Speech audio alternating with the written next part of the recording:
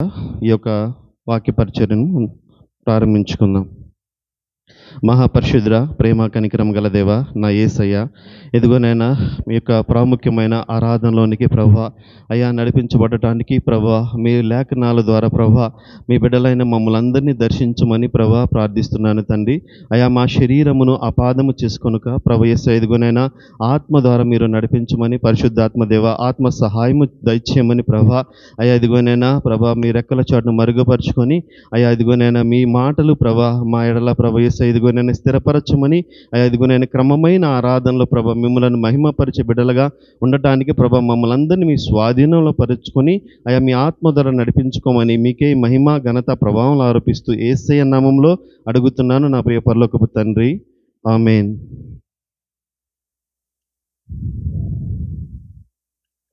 119వ కీర్తన.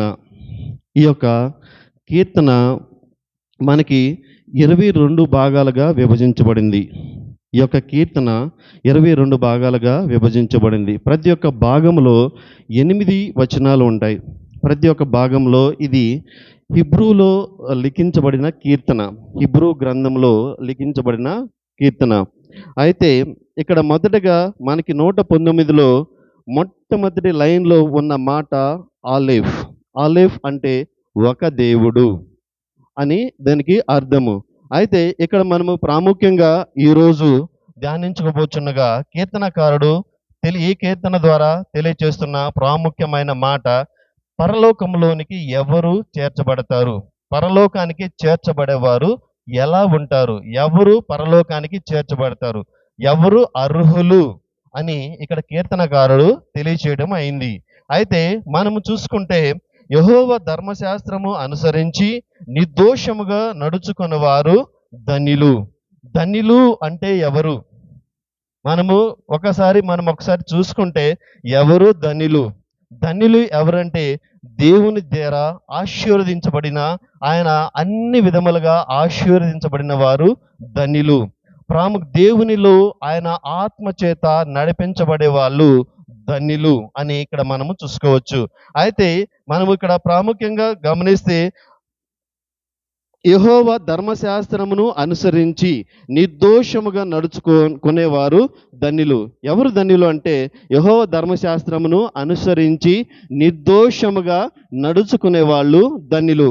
ఇక్కడ మనం గమనిస్తాము ఏంది అంటే ప్రతి ఒక్కళ్ళము వాక్యము చదువుతారు, ప్రతి ఒక్కళ్ళము మనము వాక్యము చదువుతాం, వాక్యము వింటాం, కానీ దానిని అనుసరించే వాళ్ళు, దానిని గాయకొనే వాళ్ళు మాత్రమే ధన్యులు.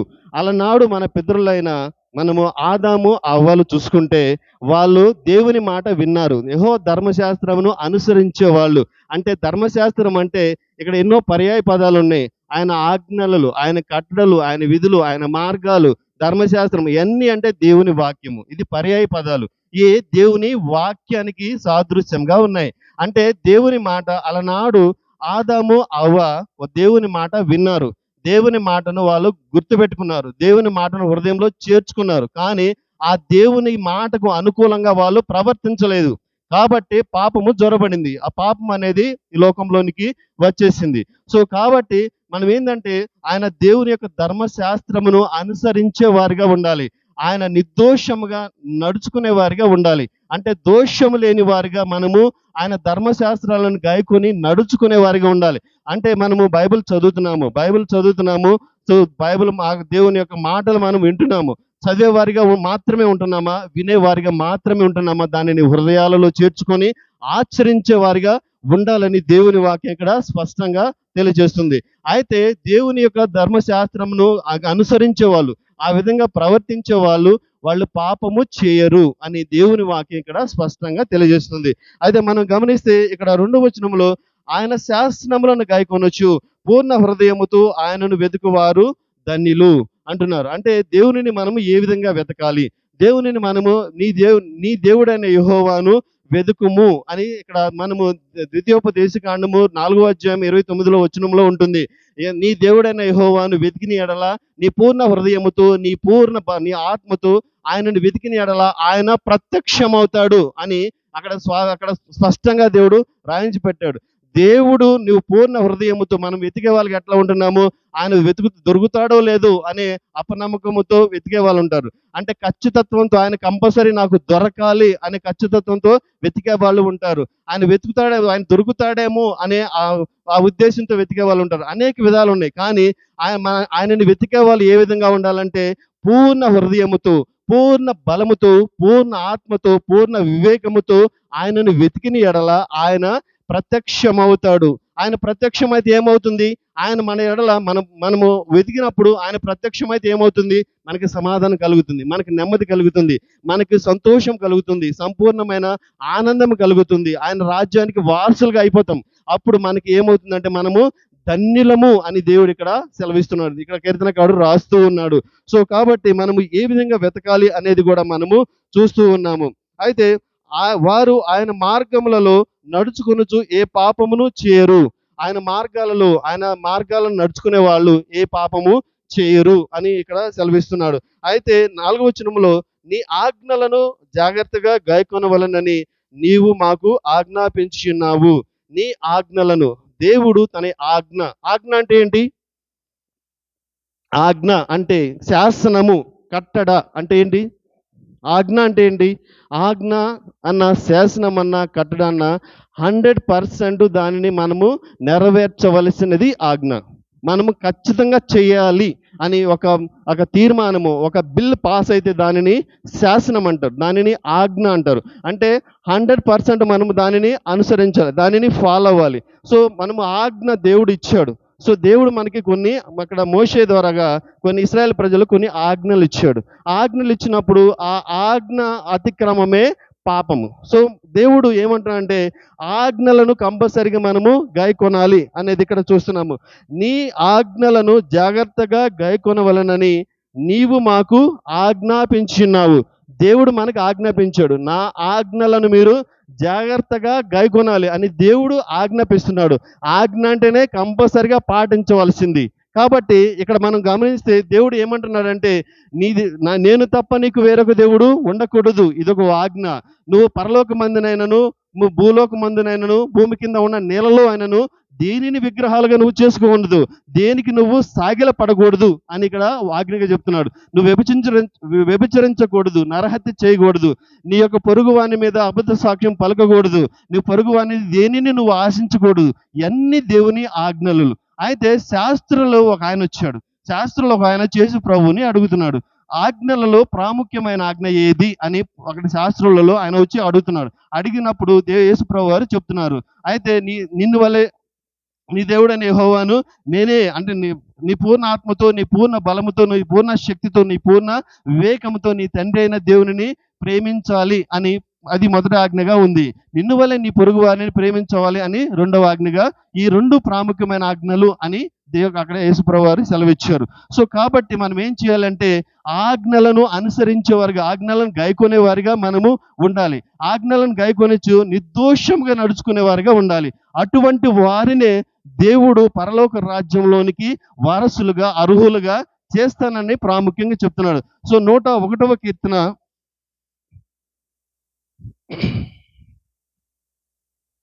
6వ వచనం మనం గమనిస్తే,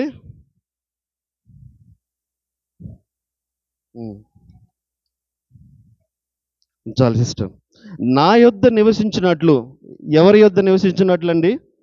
దేవుని యొద్ద నేను నివసించాలి అంటే ఏమి ఉండాలి? ఏ అర్హతలు కలిగి ఉండాలి మనము? ఇక్కడ దేవుడు చూడుగా చెప్తున్నాడు, నా యొద్ద నివసించినట్లు దేశములో నమ్మకస్తులైన వారిని నేను కనిపెట్టుచున్నాను. దేవుడు ఎవరి కోసం కనిపెడుచున్నాడండి? నమ్మకస్తులైన వారి కోసం దేవుడు కనిపెడుతూ ఉన్నాడు. కనిపెడుతూ ఉంటే నిర్దోషమైన మార్గమందు నడుచువారు నాకు పరిచారకులు అవుతారు.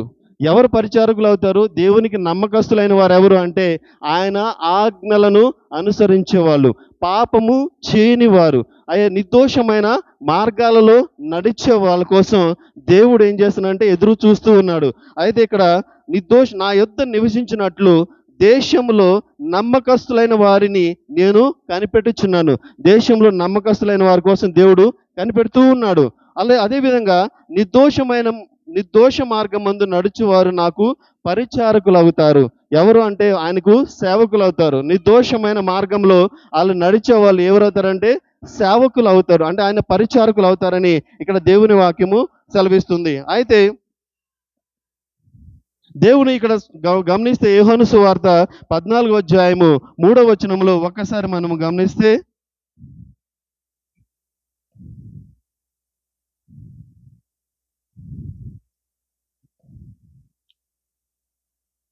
యోహాను సువార్త 14వ అధ్యాయము 3వ వచనం.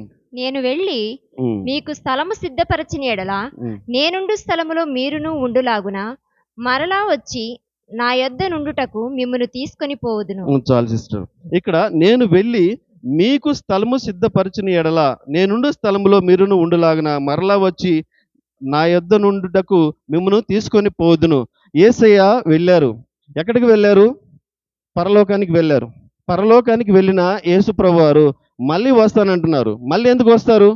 మనల్ని తీసుకొని వెళ్ళడానికి యేసయ్య ఎందుకు రావాలి? ఆయన ఎందుకు వస్తాడు అంటే, ఆ పరలోకానికి ఎక్కి వెళ్ళడానికి మార్గము మనకు తెలుసా?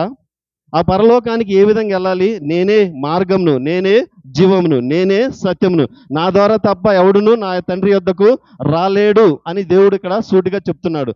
సో కాబట్టి మనము ఆయన యొద్దకు పరలోకానికి ఎక్కబడి వెళ్ళాలి అంటే ఆయన ఏమంటున్నా అంటే, నేను పరలోకంలో మీకు నివాస స్థలములు ఏర్పరచడానికి నేను వెళుతున్నాను, మళ్ళీ తిరిగి వచ్చి మిమ్మలను తీసుకొని వెళ్తాను. ఎవరిని దేవుడు తీసుకొని వెళ్తాడంటే నిర్దోషమైన మార్గములలో నడుచుకునే వాళ్ళను. అయితే ధర్మశాస్త్రమును, ఆయన ఆజ్ఞలను, ఆయన కట్టడలను అనుసరించి నడుచుకునే వారి కొరకు నీతిమంతులైన వారిని ఆయన పరలోక రాజ్యానికి తీసుకొని వెళ్ళటానికి నేను తిరిగి వస్తాను అని ఇక్కడ చెప్తూ ఉన్నాడు. సో కాబట్టి మనము చూసుకుంటే అలాగే ప్రకటన గ్రంథము 3వ అధ్యాయము 21వ వచనము.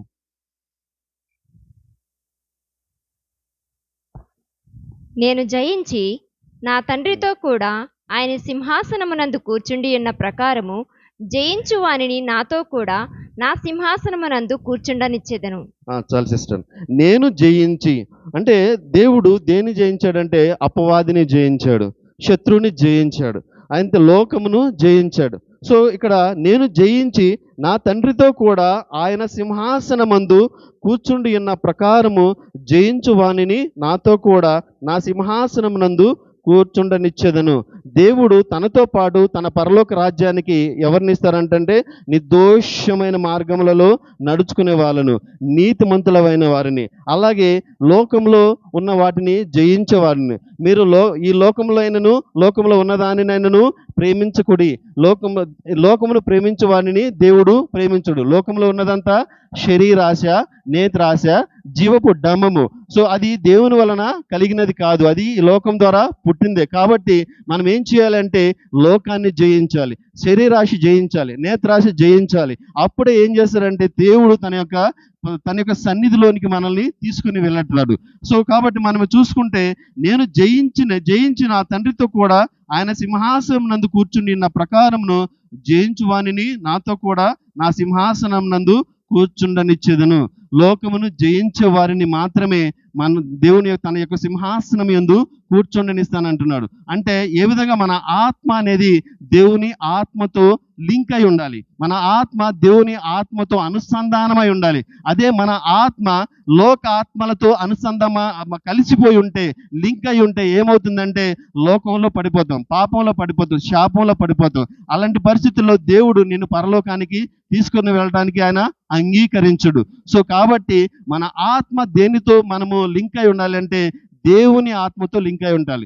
దేవుని ఆత్మతో మన ఆత్మ కలిసి ఉన్నప్పుడు ఏమవుతుందంటే ప్రతినిత్యము దేవుడు మనతో మాట్లాడుతూ ఉంటాడు, ఆయన మార్గాలను మనకు తెలియజేస్తూ ఉంటాడు, ఆయన క్రమాన్ని మనకు బోధిస్తూ ఉంటాడు. అప్పుడు మనము పాపము చేయకుండా మనం పరిశుద్ధంగా నిర్దోషమైన ఆయన మార్గాలలోనే మనము ప్రయాణిస్తూ ఉంటాము.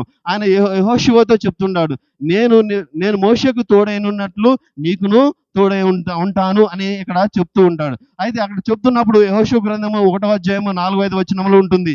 సో ఏమంటే నువ్వు తిన్ననైన మార్గములలో కుడికైనను ఎడమకైనను మీరు తొలగిపోకుండా జాగ్రత్తగా నడుచుకో అని యెహోషువతో దేవుడు చెప్తుంటాడు. సో అయితే నువ్వు నిబ్బరం కలిగి ధైర్యంగా ఉండమంటాడు. సో ఎందుకు అంటే దేవుని ఆత్మ, యెహోషువ ఆత్మ దేవుని ఆత్మతో లింక్ అయి ఉంది. సో ఆ లింక్ అయి ఉంది కాబట్టి దేవుడు డైరెక్ట్ గా మాట్లాడుతున్నాడు. ఆయన యుద్ధానికి వెళ్ళినప్పుడల్లా ఆయనకి విజయాన్ని ఇస్తున్నాడు. ఓడిపోయిన పరిస్థితుల్లో కూడా ఎందుకు ఓడిపోయావు అని అక్కడ మొరపెట్టినప్పుడు యెహోషువకు ఆయన తెలియజేశాడు. నీ అక్కడ పాపం ఉంది కాబట్టి నువ్వు ఓడిపోయావు అని తెలియజేస్తున్నాడు. అంటే మనలో పాపం ఉందా, మనలో దోషం ఉందా, మన ఆత్మ దేవుని ఆత్మతో అనుసంధానమై ఉన్నప్పుడు దేవుడు మనకు డైరెక్ట్ గా తెలియజేస్తాడు. అప్పుడు మనం పాపమును తొలగించుకొని అప్పుడు మనం దేవునిని మహిమపరిచే బిడ్డలుగా ఉండాలని అక్కడ దేవుడు కోరుకున్నాడు. అలాగే కీర్తనలు 119:63 వచనంలో మనం గమనిస్తే, ఎవరు పరలోకానికి వారసులు అవుతారు, ఎవరు దేవునికి ప్రియమైన బిడ్డలుగా కొనసాగుతారు అనేది దేవుడు ఈ యొక్క కీర్తన ద్వారా మనకి సూటిగా మాట్లాడుతూ ఉన్నాడు. కీర్తనలు 119:63 నీ యందు భయభక్తులు గల వారందరికీ నీ ఉపదేశములను అనుసరించు వానికి నేను చెలికాడను. చెలికాడు అంటే ఎవరు? స్నేహితుడిని చెలికాడు అంటారు. సో అయితే ఇక్కడ ఏంటంటే నీ యందు భయభక్తులు గల వారిని అంటే దేవుని యందు భయభక్తులు కలిగిన వారిని నీ ఉపదేశములను అనుసరించు వానికి నేను చెలికాడను. అంటే దేవుని యందు భయభక్తులు కలిగి దేవుని ఉపదేశాలను అనుసరించి ఆయన ధర్మశాస్త్రాన్ని ఆయన ఆజ్ఞలను అనుసరించి నడుచుకునే వారికి దేవుడు ఏమై ఉంటాడంటే స్నేహితుడై ఉంటాడు. సో స్నేహితుడు ఏం చేస్తాడు? లోకంలో ఉన్న స్నేహితుడు ఏం చేస్తాడు? తన హృదయంలో ఉన్న ప్రతిదీ తోటి స్నేహితుడితో పంచుకుంటాడు. అదేవిధంగా దేవుడు కూడా ఏం చేస్తాడంటే ఆయన నీ పక్షంగా ఏమి చేయాలో, నిన్ను ఏ విధంగా నడిపించాలో ప్రతి క్షణము ఆయన బయలుపరుస్తూ ఉంటాడు. సో కాబట్టి మనం ఏం చేయాలంటే మనం దేవుని యొక్క ఆజ్ఞలను అనుసరించి న్యాయ విధులను అనుసరించే వారిగా, న్యాయ విధులు అనుసరించి నడుచుకునే వారిగా మనం ఉండాలి. దేవుని యందు భయభక్తులు కలిగిన బిడ్డలుగా మనము ఉండాలని దేవుడు ఇక్కడ కోరుకుంటున్నాడు. సో అదే విధంగా మనము మత్తయి సువార్త 24:44-45 వచనములను గమనిస్తే, మత్తయి సువార్త మీరనుకొనిన గడియలో మనిషి కుమారుడు వచ్చును గనుకనే మీరును సిద్ధముగా ఉండుడి. యజమానుడు తన ఇంటి వారికి తగిన వేళ అన్నము పెట్టుటకు వారిపైన ఉంచిన నమ్మకమైన వాడును బుద్ధిమంతుడునైన దాసుడెవడు? యజమానుడు వచ్చినప్పుడు ఏ దాసుడు ఇలాగు చేయుచుండుట అతడు కనుగొనునో ఆ దాసుడు ధన్యుడు. చాలు సిస్టర్. ఇక్కడ మనము 44-45 వచనములు చూస్తే, మీరు అనుకుని గడియలో మనిషి కుమారుడు వచ్చును గనకనే మీరును సిద్ధంగా ఉండుడి. మనము సిద్ధంగా ఉండాలని ఇక్కడ చెప్తున్నాడు. యాజకుడును తన ఇంటి వారికి తగిన వేళ అన్నము పెట్టుటకు వారిపైన ఉంచిన నమ్మకమైన వాడును బుద్ధిమంతుడునైన దాసుడెవడు? సో యజమానుడు వచ్చినప్పుడు ఏ దాసుడు ఇలాగూ చేయుచుండుటయు అతడు కనుగొనునో ఆ దాసుడు ధన్యుడు. ఎవరు అంటే నమ్మకస్తుడు, బుద్ధిమంతుడైన దాసుడు.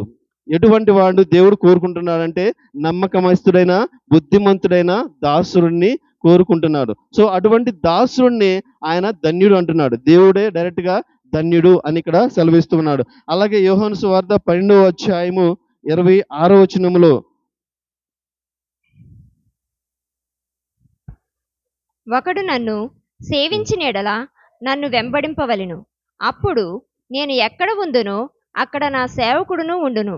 ఒకడు నన్ను సేవించిన ఎడల నా తండ్రి అతని గణపరచును. ఒకడు నన్ను సేవించిన ఎడల నన్ను వెంబడింపవలెను.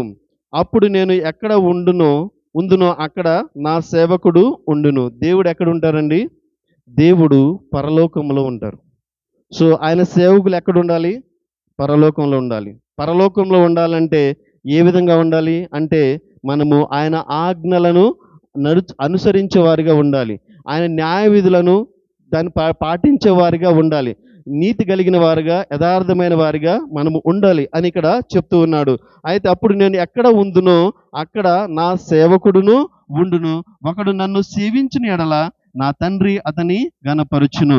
మనము దేవునిని సేవిస్తున్నప్పుడు, యథార్థమైన ఆయన యొక్క మార్గాలలో మనం నడుస్తున్నప్పుడు ఆయన ఏం చేస్తాడంటే తండ్రి మనల్ని గణపరుస్తాడు అని ఇక్కడ ప్రాముఖ్యంగా సెలవిస్తున్నాడు. అదే విధంగా ఫిలిప్పీలకు రాసిన పత్రిక 3వ అధ్యాయము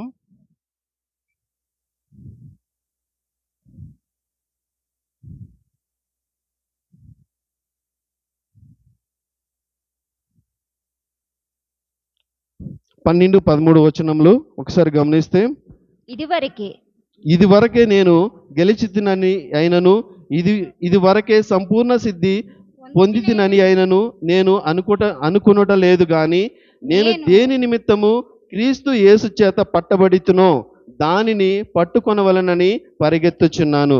ఎందుకు పరిగెత్తుచున్నాడు? ఇక్కడ అపోస్తులైన పౌలు గారు ఫిలిప్పీలకు రాస్తూ ఉన్నాడు. ఎందుకు అంటే, క్రీస్తు చేత పట్టబడి తిని. నేను దేని నిమిత్తము క్రీస్తు చేత పట్టబడి తిని. మనమందరము ఎందుకు దేవుని చేత మనము పట్టబడ్డాము? మనమందరము దేవుని చేత ఎందుకు రక్షించబడ్డాము?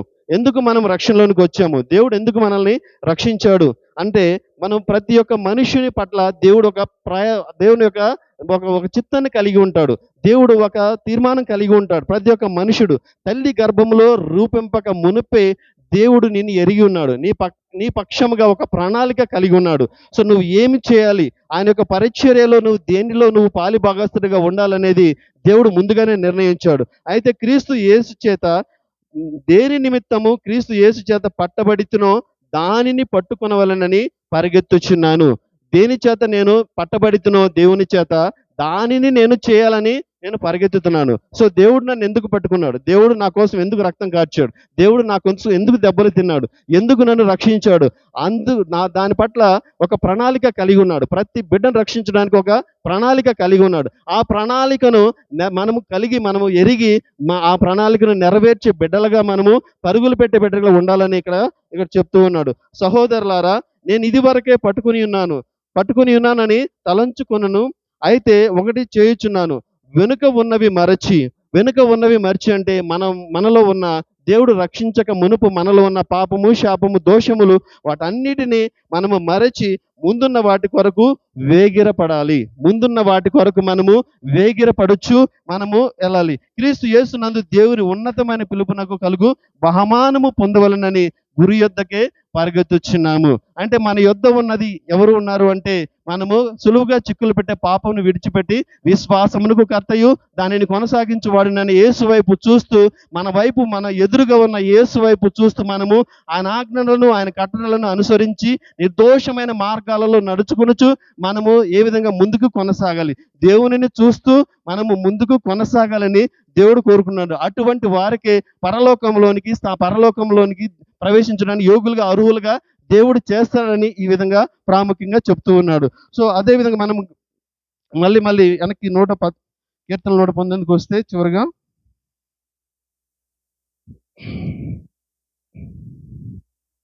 నీతిగల 7వ వచనము, నీతిగల నీ న్యాయ విధులను నేను నేర్చుకొనినప్పుడు. మనం ఏం చేయాలంటే, మనము రక్షించబడిన ఆయన న్యాయ విధులను మన జీవిత కాలమంతా మనం నేర్చుకుంటూ ఉండాలి.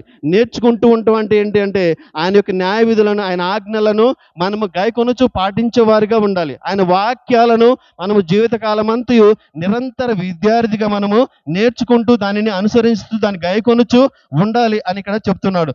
ఉంటే నీతిగల నీ న్యాయ విధులను నేను నేర్చుకున్నప్పుడు యథార్థ హృదయముతో నీకు కృతజ్ఞతాస్తుతులు చెల్లించదను. ఆ విధంగా నువ్వు దేవుని మాటలు నేర్చుకుంటూ ఉన్నప్పుడు, దేవుని నువ్వు అనుసరిస్తున్నప్పుడు, ఆయన ఆజ్ఞలను, ఆయన కట్టడలను నువ్వు కొనసాగిస్తూ ఉన్నప్పుడు, నేర్చుకుంటూ ఉంటున్నప్పుడు, అప్పుడు మాత్రమే దేవుని స్తుతిస్తావు. లేదంటే మనము లోకంలోనికి పడిపోతాం. సో ఆయన ఆజ్ఞలు మనం ఎప్పుడు అంటే, ప్రతి నిత్యము ఆయన మాటలను నేర్చుకొనొచ్చు దాని ప్రకారంగా నడుచుకునే వారిగా ఎప్పుడైతే మనం ఉంటామో, అప్పుడు మాత్రమే దేవునిని మనము స్తుతులు చెల్లించగలము, దేవునిని మహిమ చెల్లించగలము, దేవుని మహిమకరంగా మనము ఈ లోకంలో జీవించగలము అని ఇక్కడ సూటిగా స్పష్టంగా చెప్తున్నాడు. అంటే యథార్థ హృదయముతో నీకు కృతజ్ఞతాస్తుతులు చెల్లించదను. అంటే మనం యథార్థ హృదయముతో దేవునికి ఎప్పుడు కృతజ్ఞతాస్తుతులు చెల్లిస్తామంటే, ఆయన న్యాయ విధులను మనము అనుసరించిన ఎడల అప్పుడు మనకు పాపము చేయలేము. ఆ పాపము చేయలేనప్పుడు యథార్థమైన హృదయం మనకి కలుగుతుంది. ఆ యథార్థమైన హృదయంతో మనం దేవునికి ఆరాధన చేసినప్పుడు ఆ ఆరాధన దేవుడు అంగీకరిస్తాడు అనేది ఇక్కడ ప్రాముఖ్యంగా చెప్తూ ఉన్నాడు. సో అదే విధంగా 11వ వచనంలో గమనిస్తే, నీ ఎదుట నేను పాపము చేయకుండానట్లు, దేవుని ఎదుట మనము పాపము చేయకుండానట్లు నా హృదయములో నీ వాక్యము ఉంచుకొని ఉన్నాను. ఇక్కడ ఏం చెప్తున్నాడంటే మన హృదయములో దేవుని యొక్క మాట ఉంచుకొని ఉంటే మనము పాపం అనేది చేయము, లోకంలో పడిపోము, దోషం అనేది మనకు అంటదు అని చెప్తున్నాడు. సో కాబట్టి మనము ఏం చేయాలంటే నిర్దోషంగా మనము నడుచుకునే వారిగా ఉండాలి, యెహోవా ధర్మశాస్త్రమును అనుసరించే వారిగా ఉండాలి, ఆయన ఆజ్ఞలను గైకొనే వారిగా ఉండాలి, ఆయన మార్గములలో నడుచుకునే వారిగా ఉండాలి, యథార్థమైన హృదయముతో ఆయనను ఆరాధించే బిడ్డలుగా ఉండాలి. కాబట్టి మనము ఈ విధంగా మనం దేవునిని ఆరాధించాలి. కీర్తనకారుడు ఏం చెప్తున్నాడంటే చివరిగా, నా ప్రాణమా యెహోవాను సన్నుతించుము, నా అంతరంగమునున్న సమస్తమా ఆయన పరిశుద్ధ నామమును సన్నుతించుము. నా ప్రాణమా యెహోవాను సన్నుతించుము, ఆయన చేసిన ఉపకారములలో దేనిని మరువకుము. ఆయన చేసిన ఉపకారాల్లో దేనిని మరవకుండా మనం ఏం చేయాలంటే, ఆయనను మనల్ని విమోచించాడు, మన కొరకు దెబ్బలు తిన్నాడు, మన కొరకు రక్తము కార్చాడు, ఇవన్నీ మన కొరకు చేశాడు. ఆయన జీవాన్ని ఇచ్చాడు కాబట్టి మనం ఇప్పుడు బ్రతికి ఉన్నాము. కాబట్టి మనం ఆయన చేసిన మేలులలో దేనిని మనం మర్చిపోకుండా ప్రతి ఒక్క మేలును జ్ఞాపకం చేసుకుంటూ ఆయన యొక్క వాక్య లేఖనాలను హృదయాలలో భద్రపరుచుకొని లేఖనానుసారంగా పూర్ణమైన హృదయంతో, పూర్ణ ఆత్మతో, పూర్ణ బలముతో, పూర్ణ వివేకముతో మన తండ్రి అయిన దేవునిని మనము ఆరాధన చేయాలి. ఈ క్రమమును దేవుడు కోరుకుంటున్నాడు. కాబట్టి ఇది పరలోకంలో జరుగుతున్నది ఆయన బిడ్డలైన ఆయన సన్నిధిలో మనము చేయాలని దేవుడు మనకు ఇచ్చిన ఈ యొక్క ప్రాముఖ్యమైన ఆరాధనలోనికి మనము ప్రవేశిద్దాము. దేవుడు ఈ వాక్యమును దీవించును గాక. ఆమేన్.